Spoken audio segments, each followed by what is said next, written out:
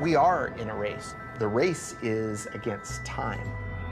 We have to build cities. We need them, but we have to make them in a different way. We need a wave of innovation, not only for our way of life, but also for the planet. The consequences would be enormous if we lose this battle.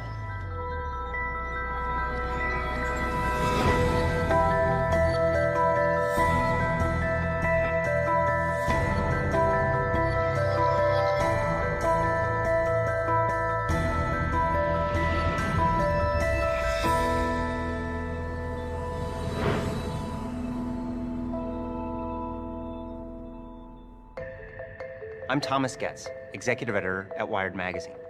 At Wired, we look at the innovators and innovations that are changing our world. In the next hour, we'll see 3 stories from acclaimed filmmakers about the future of energy. We'll explore cutting-edge innovations in how we drive, how we live, and in our first story, how we fuel our cars. They are all ideas that promise to shape the path to the world of 2050.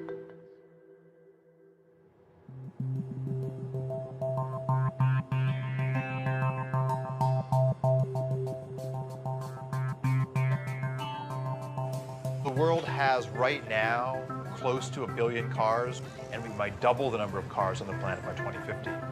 So if we double the number of vehicles, we really increase the amount of fuel they consume, and that's going to have a big, big footprint in terms of our demand for resources to move all those vehicles around. We're pulling up carbon that's been stored underground and burning it in our automobiles and putting all that carbon dioxide into the atmosphere.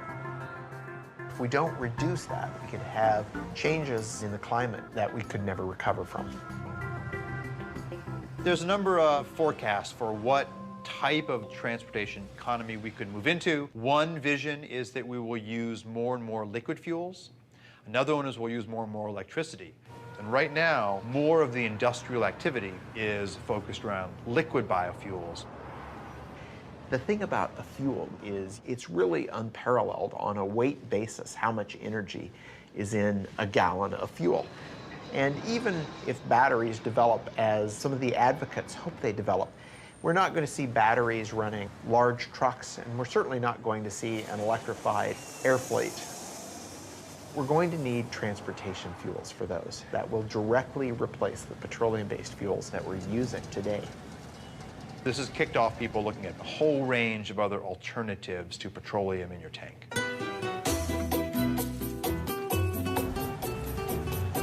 Commercial production of ethanol as fuel started in Brazil in 1975. When we started the ethanol program, nobody talked about reducing emissions. This was not an issue at that time. First, and most important, we didn't have money to buy oil anymore after the first oil shock. We were importers of oil. And today, more than 50% of all cars use ethanol instead of gasoline. Brazil made a very conscious choice to try to find a way to reduce their fossil fuel dependence. And they didn't have to look very far because Brazil's climate is ideal for growing sugarcane. When you have sugarcane plantation, you have only 2 things to make, sugar and ethanol. My family has been in sugarcane business since 1955. And about 30 years ago, I thought there is opportunity to make more ethanol. And now we are producing 120,000 cubic meters of ethanol. Brazil today has very close to 400 sugar mills. The overall sales is $30 billion US dollars, and this number is increasing. If you look at how they make ethanol and how efficient the process is, it's really a model for all of us. They grind the plant up, extract the sugar from the cane. The sugar goes into these large fermentation tanks, which combines sugars together with yeast that naturally produces ethanol. They use the rest of the plant to generate heat to distill the ethanol and turn it into fuel. They also use that heat to generate electricity renewably, not putting excess carbon dioxide in the atmosphere. Brazil has gotten to a point today where they're using about 40% less petroleum than they would be otherwise. But Brazil cannot supply the whole world with ethanol because they would have to cut very strongly into food production and into critical natural areas like the Amazon to make that happen. And this really boils down to the fact that there's only so much arable land, and growing fuel for our gas tanks is yet another demand on that landscape. We cannot kid ourselves in thinking that we found a general solution for the world problems. I think we will have to face the world in this way today. We have no oil in very large quantities anymore. We have no coal transformed in a clean way. In the meantime, we have to do the best we can. And the best at the moment is that we can do biofuels. Sugarcane to ethanol is an incredibly efficient process. You get out about 7 times the energy you put into growing the sugarcane. In the US, when we produce ethanol from corn, for every unit of input of energy, we get about the same amount of energy out. So we're really not gaining anything. We need a better process. We don't have to take what nature's given us. We can actually engineer plants and yeast to be more efficient, and that's the basis for a lot of the work that we're doing now. What we need to look at, though, is which of the pathways that come out of this are not only good financially, but those that are also good in sustainability. And this equation is really wide open right now. We are in a race to develop fuels. The race isn't with other countries, the race is against time.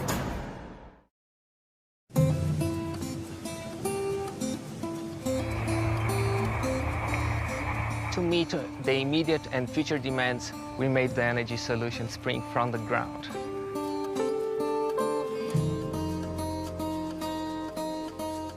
Brazil is the most efficient ethanol-producing country in the world.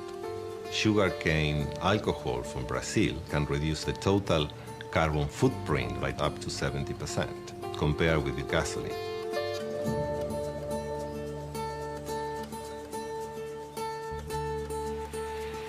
The biggest challenge for fuel providers and car manufacturers is to reduce CO2 emissions over the next 20 years. Demand for mobility will continue to grow. We believe that biofuels are very important because they help in an immediate way. All forms of fuel are going to be needed. Hydrocarbons, natural gas, biofuels, all of them are going to be part of the energy mix for the future of transportation.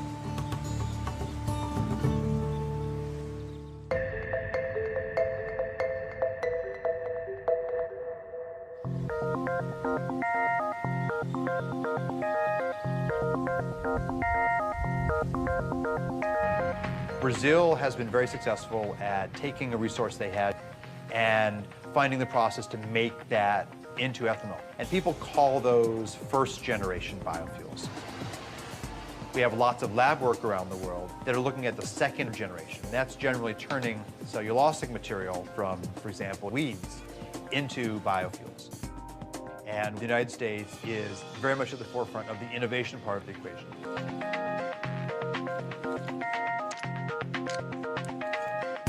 For centuries, we have been using yeast to consume glucose and produce wine and beer.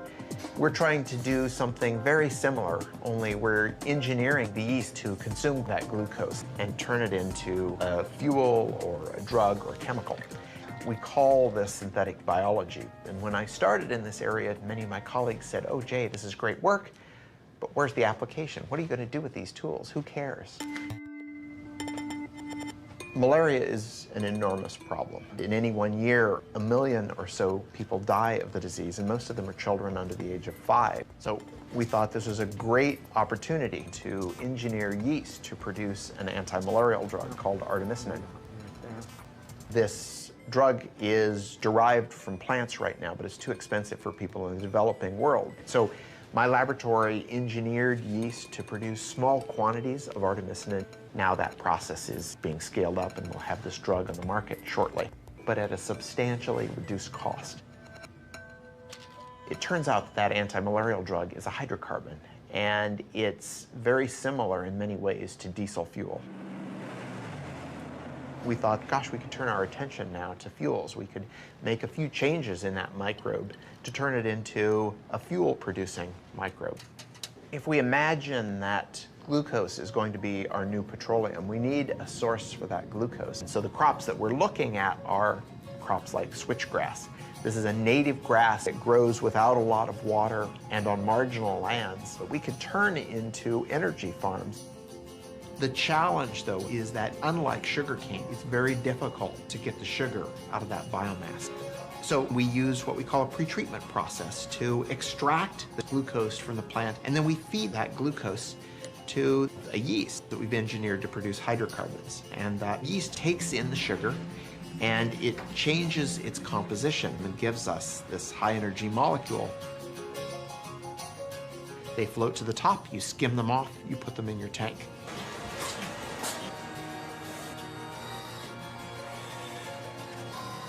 But it takes a lot of work to get from that small test tube all the way up into the million-gallon tank. So we have to give it time, but I think that some of the discoveries that are happening might be applied by the end of the decade.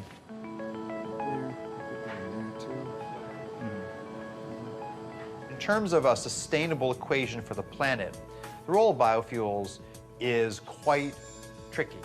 There are a variety of crops that do not compete directly with food, and finding ways to utilize those types of crops first, that's very attractive. So solving the science is part of the story, but then evaluating all of these new fuels in terms of the land use impacts that they could have, that is an even harder story than doing the good science. Imagine that you could have one process that could take in sunlight and carbon dioxide and turn it into fuel.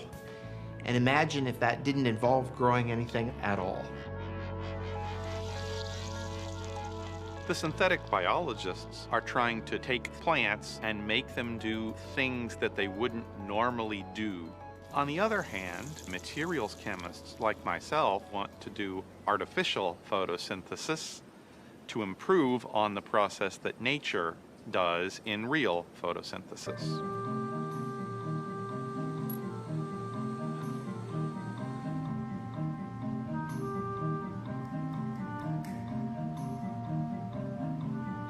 We should follow the blueprint of plants converting sunlight into fuel, but take the approach that it could be much simpler.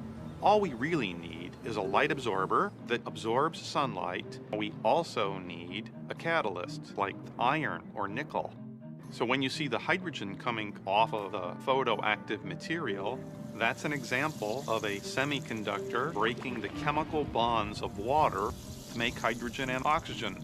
Ultimately, our pieces are going to be contained in something that is easy to roll out like bubble wrap, where in would come sunlight and water. You would vent the oxygen to the air, but the bottom would wick out your liquid or gaseous fuel that then you could collect and use for our cars and planes and storage.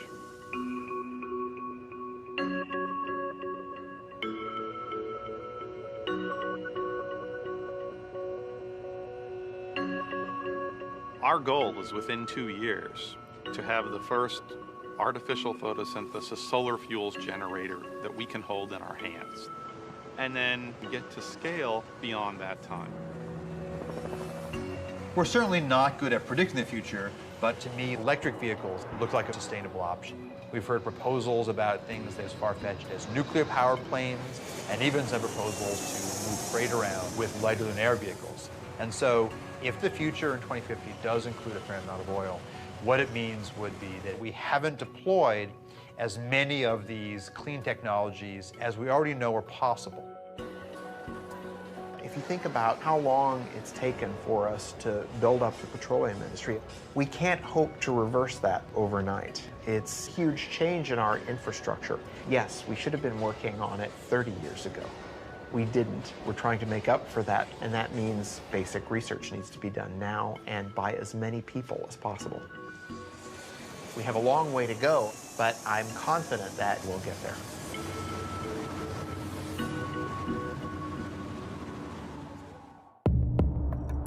In the future, 3D maps are going to help people get places more efficiently.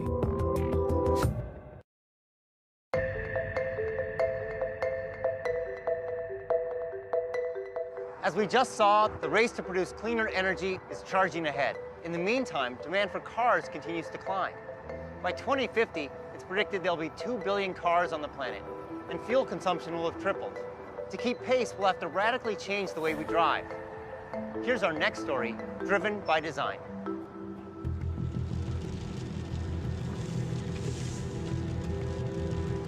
The automobile came around. In many ways, it was the future. We thought of it as one of the more positive changes that had happened to society. Suddenly, our ability to get a job changed. We can live farther away with bigger plots of land, with better quality of living. It all looked quite good. But there are limitations to swearing by the car. If it gets congested, your quality of life drops immediately. To spend so long in the car, it's very inefficient use of fuel consumption. Things start making sense all of a sudden. It doesn't bring you closer to where you want to get. It actually sometimes brings you farther. The average American spends nearly 300 hours a year in their car, 38 of them stuck in traffic. Annually, congestion consumes over $1 billion in gasoline in the United States alone. The inefficiency caused by traffic, both financial and personal, is enormous. Dirk Sheehan and Carmen White's story is not that unusual today. Dirk works an hour and a half away in Warrenville, Illinois. Generally, he wouldn't leave work until 6 or 6:30, and I would say a usual time for him to get home is around 8. Not bad? Usually when I wake up, I'm the only one up. Sometimes the kids wake up with my routine. More often than not, I don't see them in the morning. I think about my commute when I wake up. I check the traffic report, see if there's any delays. The worst case scenario, it takes me 2 hours to get to work. We are already so limited in the amount of time he can spend with the kids. And our expenses are crazy high. We are spending $400 a month on gas.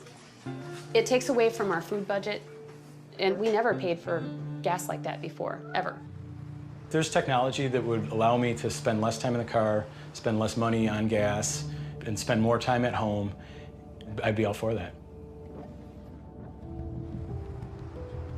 The cost of traffic is people's time, it's fuel wasted, it's an emotional toll, it's a frustration.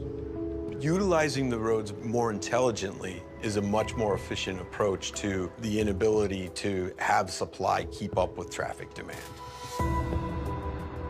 If you took a satellite picture of the highway, you can see that there's actually a lot of open space. And if we had the technology for cars to drive more closely but safely, then you could increase the utilization of the road network. What this means is that to be more efficient, to use less fuel, we need to see the road differently. We need cars that can navigate through the urban landscape in a radically different way.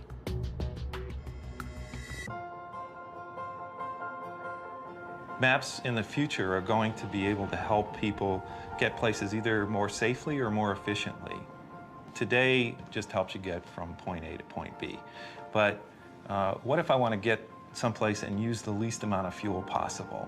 Or if I've got a hybrid vehicle, I want to make sure I've got plenty of charge, not only get there, but to get back home. So information that is going to help people achieve the more efficient or the safer route is more detailed information about the road than a lot of people realize is possible to collect today. Here in Chicago, Nokia's Location and Commerce Unit is developing the next generation of mapping.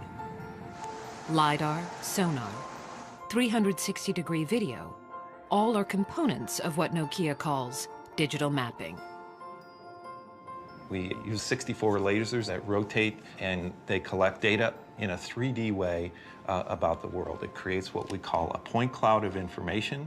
That point cloud allows us to measure distances then between the points that we collect.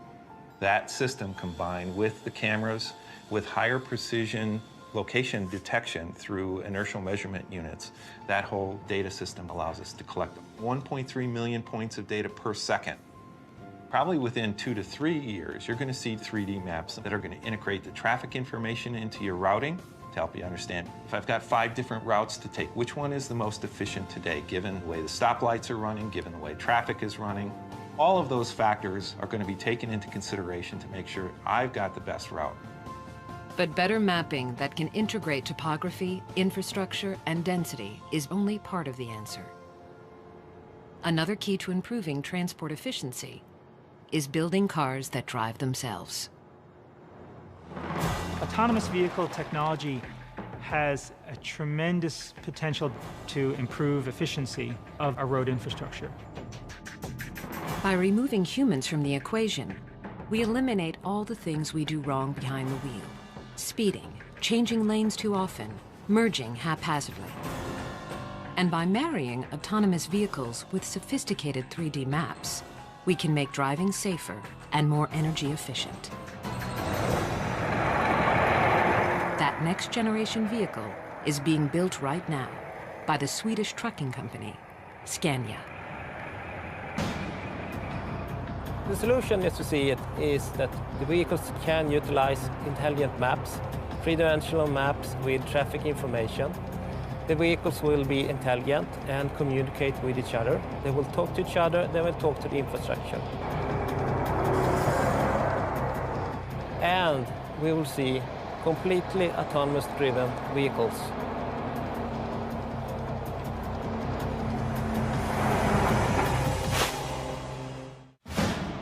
The goal was to have multiple robots and see if they could go 60 miles fully autonomously.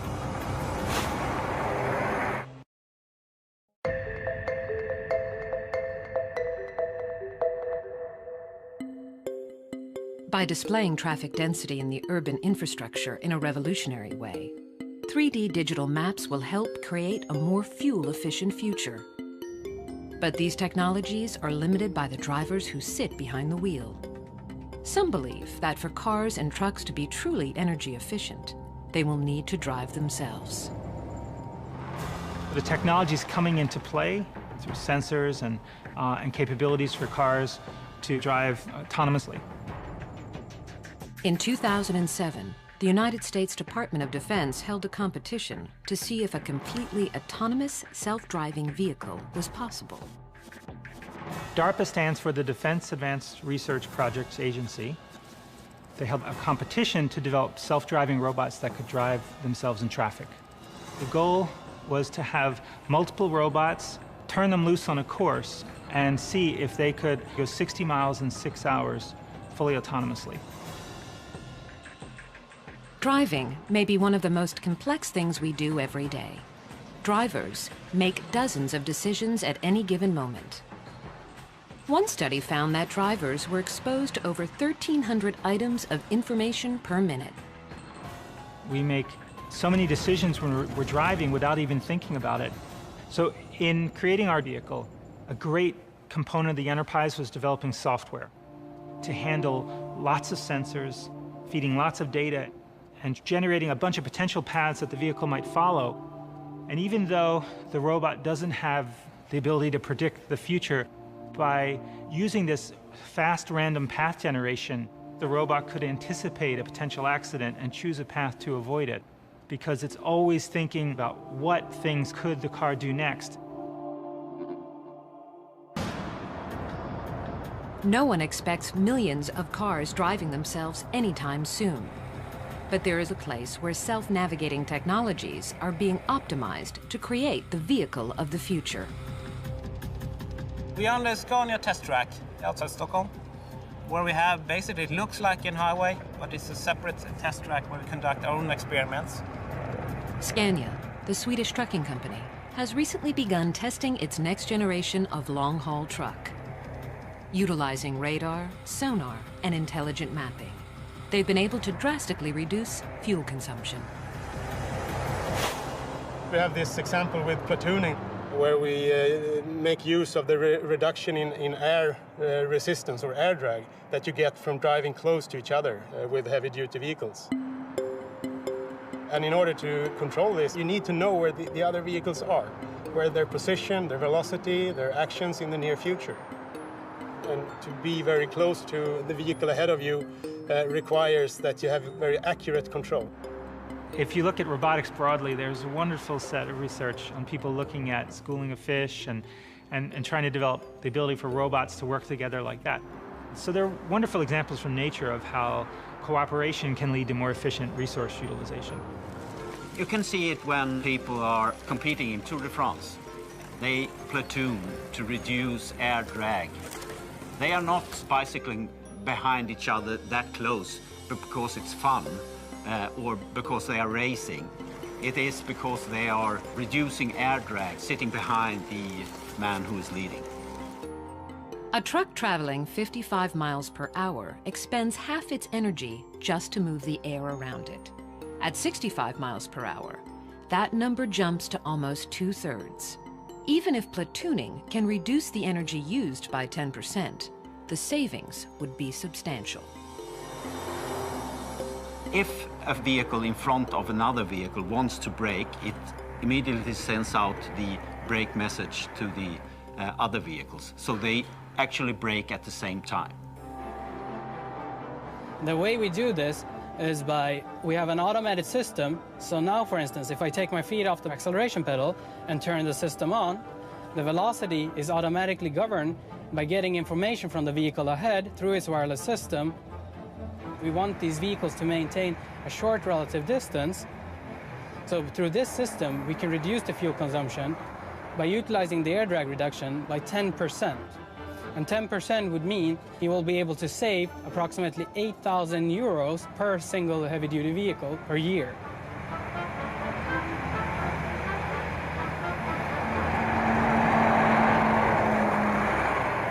It may be some time before autonomous vehicles make up the majority of cars on America's highways. Nevertheless, some of these technologies are already making their way into our lives. Now, this polar baby wants to sleep. Do you get to pick up books every day, or is it just something that... I get to pick out books sometimes. Okay. When we look toward the future, the systems will absolutely make it safer and more efficient and less costly for you, and also make your life easier because you're spending less time on the roads. The city begins to talk, begins to tell you where is there congestion, what's going on in different areas of town. Suddenly, the car becomes a part of a much bigger ecosystem. We can look at how cars interact with other cars, how car interacts with infrastructure, and us, the drivers, can start to make smart decisions about how to move around. Suddenly, mobility becomes a whole other thing. No matter how much money they have, no matter how much oil they have, everybody has to go in a different direction.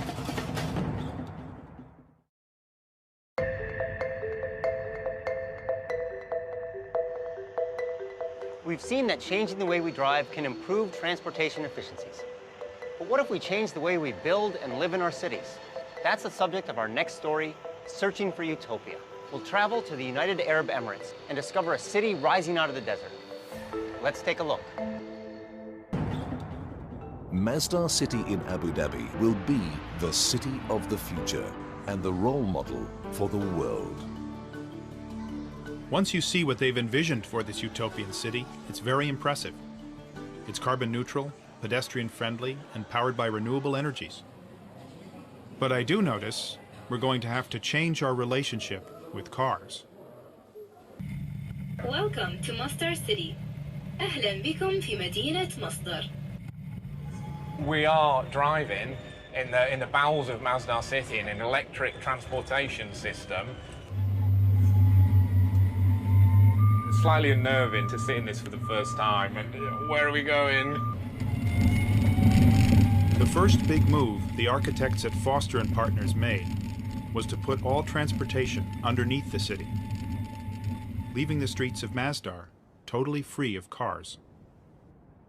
The place reminded me of a medieval city, and actually, many design elements are adapted from ancient Arabic towns and villages. It's all about looking back into history to move forward. There's some very, very simple ideas that have a huge impact. This is a pedestrian zone, there's no cars here. This has enabled us to push our streets together to take the advantage of the shade, channel the cooling breezes through. The whole scale here is based on the human being, it's not based on the motor car.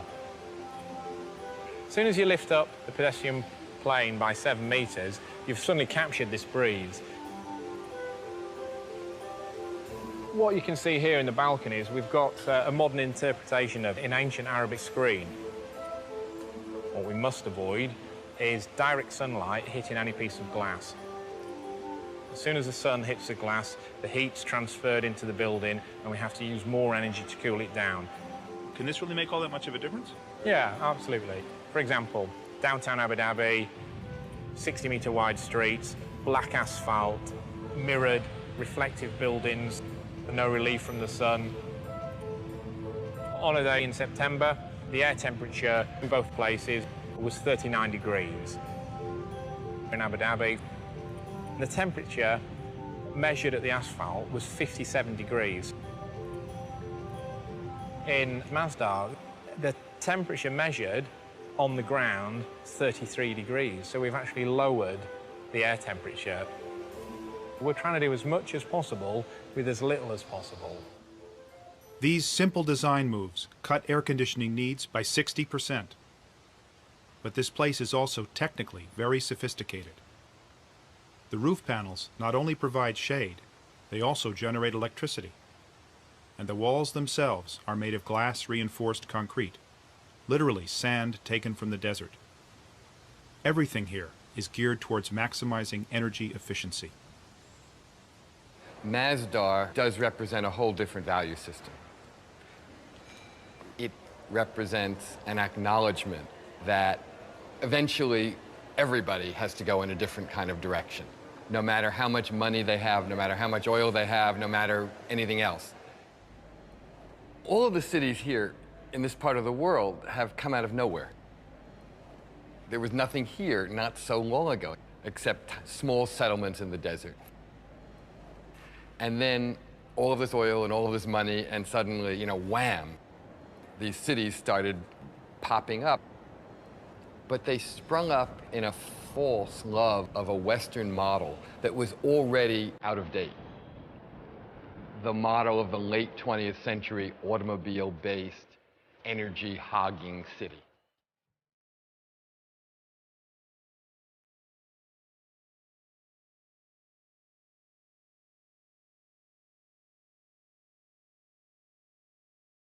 For most of the world, energy is very expensive. But the United Arab Emirates is sitting on 10% of the world's oil. And energy is cheap. So cheap, you can run a ski slope in a shopping mall and build the world's tallest skyscraper. But even here, cheap energy won't last forever, and the people behind Masdar are determined to find alternatives. We are in a race. The race is against time. We have to build cities. We need them, but we have to make them in a different way. We need a wave of innovation, not only for our way of life, but also the planet. The consequences would be enormous if we lose this battle.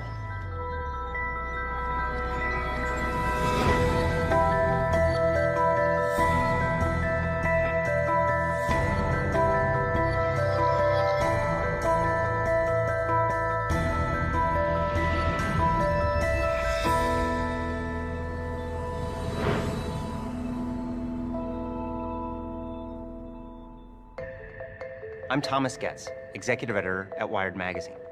At Wired, we look at the innovators and innovations that are changing our world. In the next hour, we'll see 3 stories from acclaimed filmmakers about the future of energy. We'll explore cutting-edge power comes from natural gas. The reality is, it's just not yet possible to power Masdar entirely without fossil fuels.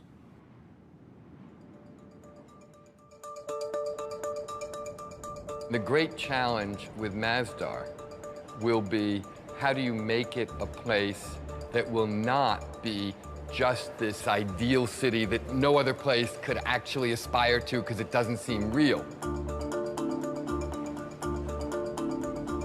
What Masdar has to be is a laboratory that develops things that then can be applied in existing cities all around the world, because that's where it will pay off.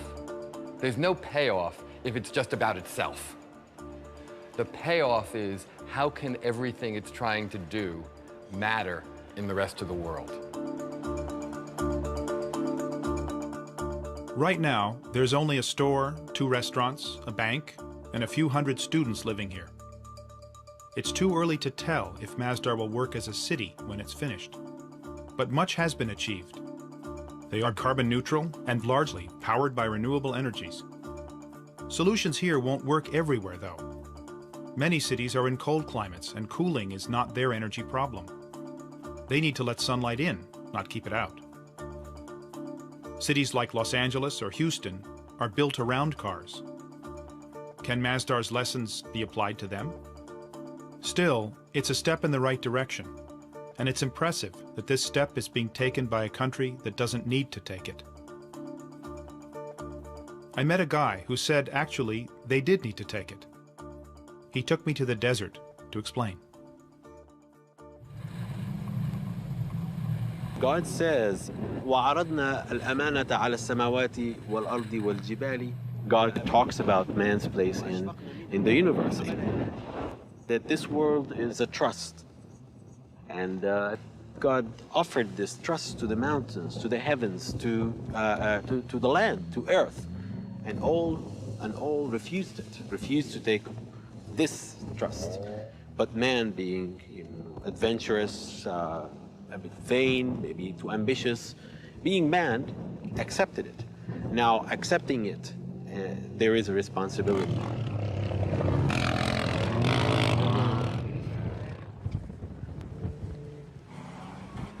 Taking responsibility isn't always easy. Utopia may be unattainable, but we must reach for it. And Masdar does give us a clue to what cities will be like in the future. They may not look quite like Masdar, but they will be shaped by the same concerns, by energy, where it comes from, and how it's used.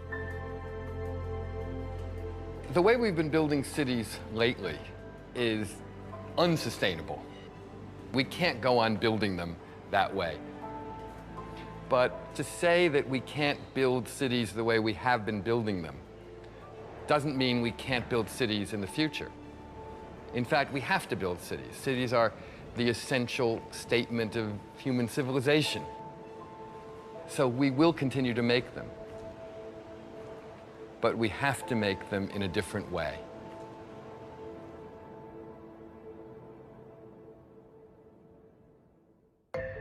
What we've seen is that the world of 2050 won't look drastically different from the world today.